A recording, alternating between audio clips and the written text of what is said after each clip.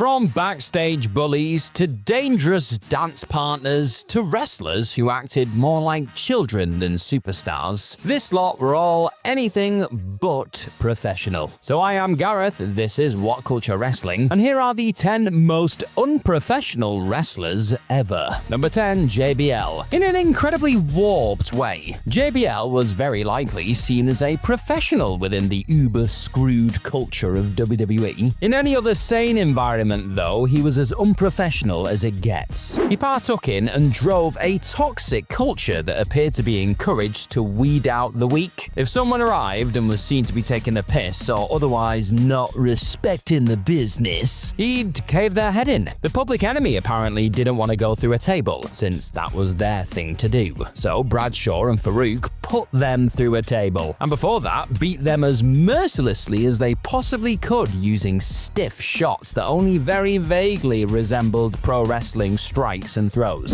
JBL also rendered the Blue Meanie's face a disgusting bloody mess at ECW One Night Stand 2005. Meanie reckons JBL assaulted him because Meanie had buried him as an a-hole after his brief 2000 run, but JBL contends that the Meanie struck him first. JBL took liberties with opponents in the ring, hazed or bullied or outright abused greenhorns, and even intimidated staff, people like Joey Styles and Justin Roberts, who weren't the boys and could not be expected to operate within that demented culture. A nasty person then, who delighted in making others miserable, far from a wrestling god. Number 9, the Great Antonio. While he barely qualifies as a professional wrestler, the Great Antonio was not exactly a model pro. At the best of times, it is not a particularly advisable idea to treat pro wrestling as a joke and make a mockery of the form. Virtually any wrestler in that situation would, at a minimum, aim a barely worked, stiff shot in a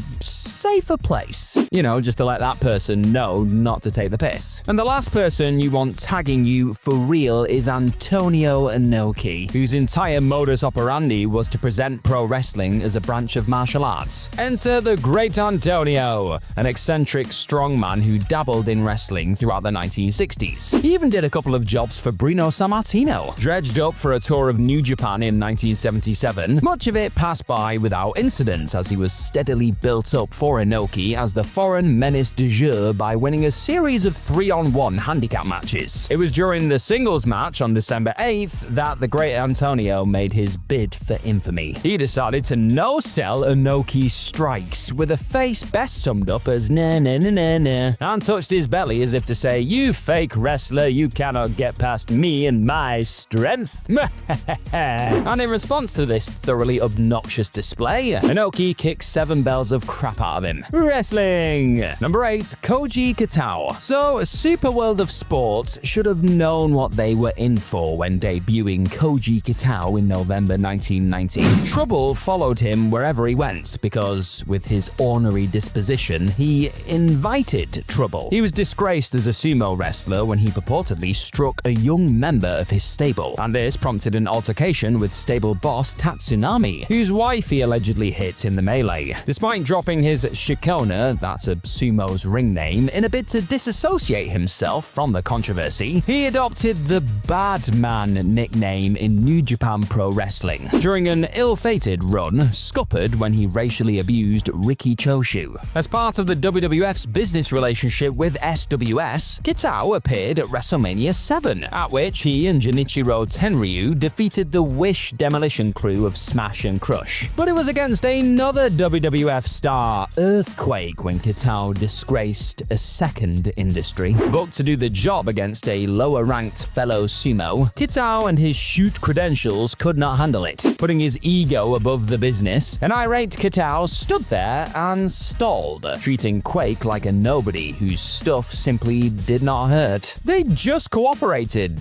barely, 2 days prior, but in the second match, Katau tried to poke John Tenta's eyes out. This infuriated Tenta so much that phlegm flew out of his mouth in an expletive-laden outburst. After the match was thrown out, Katau grabbed a mic and said, "You're just a monkey in this fake wrestling circus." Wow. So we've mentioned a few shocking occurrences so far, but I want to know, what is the most shocking thing you have ever seen happen in a wrestling ring? wrestling? Could have been something that you saw live or just saw on TV. Let me know in the comments down below. Number 7. Davey Richards. Davey Richards was a wild combination of Hulk Hogan and every dumb jock wrestler in kick pads going. As a worker, he was beloved earnestly and ironically at the same time. Intense and credible and just beautifully crisp. He, on occasion, was capable of threading together a proper struggle of a match. Otherwise, his matches were dumb and excessive to a parodic, albeit quite thrilling extent. Now that was the kick pad side of Davey. The Hogan side surfaced when he accepted a booking. Was paid for the booking, only for the booking not to work for Davey, brother. In a big no-no, Davey became notorious for simply not turning up. Yeah, you don't do that, folks, it's not cool. He was removed from his swan song at Final Battle 2013 by Ring of Honor for repeated infractions of his unprofessionalism. His reputation deteriorated further as the decade progressed. So much so that in a hilarious rib, Ethan Page named a 2019 show that he promoted under the Alpha One banner Here We Go Again, in anticipation of Richards no-showing it. As he had in 2011, he did not in fact show up, lol, and was eventually revealed to be a far worse person than an erratic cosplaying All Japan Pro Wrestling star, but I'll let you do your own Googling there. Number 6. Eva Lise. So Eva Lise was a solid wrestler whose stuff looked believable and had every opportunity to star or at least gain steady work in pro wrestling. Through the institutional misogyny and apathy within women's wrestling, a worker like Eva Lise should have been sought after when the scene was finally taken with a degree of seriousness. The talent pool was shallow, since for years the market leader treated women's wrestling as a hypersexualized toilet break. Eva Lise had developed nicely enough in the few years before WWE was pestered into giving a toss, so all she had to do was be professional. She didn't. Her inability to take accountability for the various disputes in which she found herself poisoned her name. But she received another chance when AEW's women's division was ravaged by the coronavirus pandemic. The imported Joshi initiative couldn't happen, and AEW, amid an injury crisis, was left with a fleet of green wrestlers, many of whom were not TV ready. So Tony Khan reached out to Eva Lise. She was, at least, relatively experienced. Eva Lise responded by sitting, bored, breaking any sense of realism when Thunder Rosa tried to apply a hold during their infamous September 16th, 2020 Dynamite match. Now, if you're a parent, you will likely agree that there are few things worse than when your child just shuts down and refuses to cooperate. You can't do anything. They're not hungry, overtired, or anything. They're just impossible. Eva Lise treated the Rosa match like the opposite of what a grown-up professional would. She literally acted like an infant here, not very professional. If you're finding this What Culture Wrestling video quite fascinating today, then hit that subscribe button below for even more of these interesting lists, editorials, news videos, and so much more. Oh, it's a gift that keeps on giving. Number 5. Shawn Michaels. Now, since the words professional and wrestling in succession are a joke, an oxymoron, it's quite hard to recall the Lost My Smile business and demonize Shawn Michaels entirely. He probably shouldn't have been made to work through his knee injury in the spring of 1997, even if that was the expected toxic custom. But that was the least of his issues in retrospect. Shawn always found a very convenient excuse to not drop a title cleanly. He wasn't very fond of doing business at the best of times, and at the most critical juncture, his unprofessionalism was unacceptable. He outright said to Bret Hart's face that he would not do a job for him. While Bret did hang around in the ring a bit too long in Anaheim, he still lost clean in a more pure match than the WWF had ever presented. The idea was that Shawn had become the best wrestler here, but the specificity of that job was lost on Shawn. Throughout this period, Shawn messed with Bret's life at home by insinuating that Bret was having it off with Sonny. I spent much of the 1990s, if you believe countless testimonies, trying to make life hell for various peers. It was not the nicest of blokes at the time, by the sounds of it. Shawn, and this really goes undermentioned because the Bret stuff defined the business, campaigned to go over the British Bulldog at one night only, when Davey Boy had promised victory on behalf of his terminally ill sister. But as ever, the favor was never returned.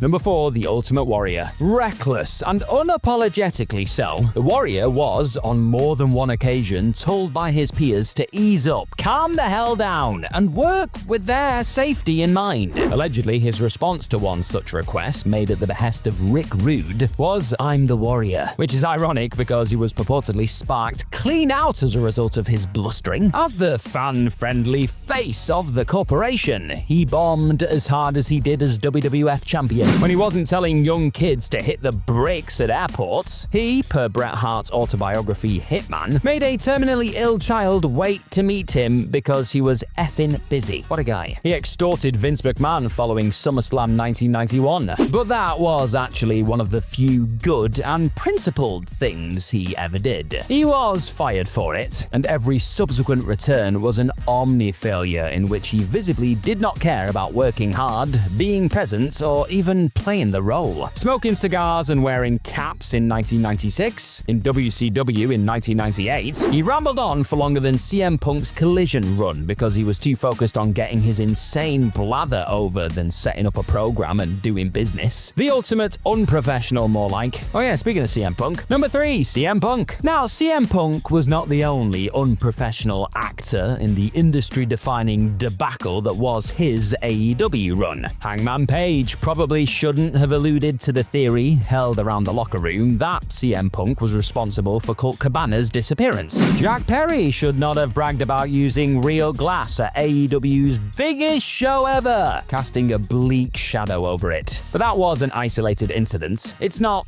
yet informed a pattern of behavior. CM Punk's lack of professionalism was at least interesting though. He called out Hangman Page for being a coward, offering him out on live TV in a challenge that could never be accepted. He then set a blowtorch to the company and its management structure and top stars at the Brawl Out presser. And for a man who constantly espouses the boys and the brotherhood, every single bump on the All Out 2022 show meant absolutely nothing because he had to get his gripes out. Nobody even asked. The punker just did it because the punker wanted to do it. He then, and this hardly acted as a robust defense of the whole "I don't care where Scott Colton works" tirade in retrospect, allegedly banned Christopher Daniels and others from entering Collision tapings. Daniels was the head of talent relations, people. What a mad time this was. So, one of the best professional wrestlers ever was wholly unprofessional, a fitting summation of a paradox of a man. Number 2, Low-Ki. Low-Ki was born in a hospital in the usual way, but in his mind, he descended from the heavens in some form of mystical warrior's ceremony as a gift to the art of battle. The man who chose to enter the world of predetermined professional wrestling and not real shoot combat sports believes himself to be the hardest and most credible wrestler to have ever lived. He is a diminutive and slight fellow, and yet, per Kevin Owens, he was once put out at the prospect of doing a job for Claudio Castagnoli. Claudio Castagnoli! Look at this man. As Owens said, using his wonderful, resigned deadpan, Claudio Castagnoli is a human horse. And this refusal to do business was a recurring theme in Low-Ki's career. He had a, let's say, high opinion of himself, and took himself so seriously that nobody else could. In an infamous moment when a Combat Zone wrestling match went awry as a result of opponent Rick Blade knocking himself out, Key had to be escorted from the premises. Just look at this photo. He legitimately looks like an irate toddler removed from a restaurant by his humiliated parents when his tablet ran out of juice and he could no longer watch Bluey. Now that was more funny than unprofessional, yes. But Key, again, who liked to believe he trained the Gracie family, was less funny when he laid in stiff shots. In the most infamous of many instances, he once struck Chris Hero so hard in the face that Hero, who never forgave him, branded Key the most unprofessional wrestler of all time. Earned his place on this list then. And number 1, New Jack. Even when in a promotion that flaunted extreme values but required something approaching decorum, ECW after all was a pipeline to the real money in WCW and the WWF, New Jack flayed open the forehead of Eric Mass Transit Kulas. Kulas had feigned a level of experience and lied about his age to get an ECW gig in the first place. Instead of politely asking how he should specifically get his ass kicked, which was the maximum level of input expected of an enhancement talent, an enthusiastic Kulas asked Jack to run the razor on him. Jack's ironic punishment went well beyond a receipt. He severed 2 of Eric's arteries in a grotesque, infamous scene that, until Paul Heyman moved heaven and earth, temporarily put paid to barely legal. Pay-per-view provider Request TV were incensed. And away away from ECW. Jack, left to his own devices, was unhinged. He reckons he attempted to outright kill Vic Grimes in an attempt to launch him beyond the building-tall stack of tables at XPW Freefall. And the trajectory checks out, even if he is an unreliable narrator who never missed a chance to build his own mythology. He also took to stabbing people in the ring in front of nobody when his career slipped away from him altogether. Yep, that's right, stabbing people. I mean, this guy made low-key look like Sean Spears, folks. If you, right there, have had fun with this unprofessional What Culture video, then continue your YouTube journey with us by tapping on this 10 most unprofessional performances in WWE history one too. It's a great time. Have fun.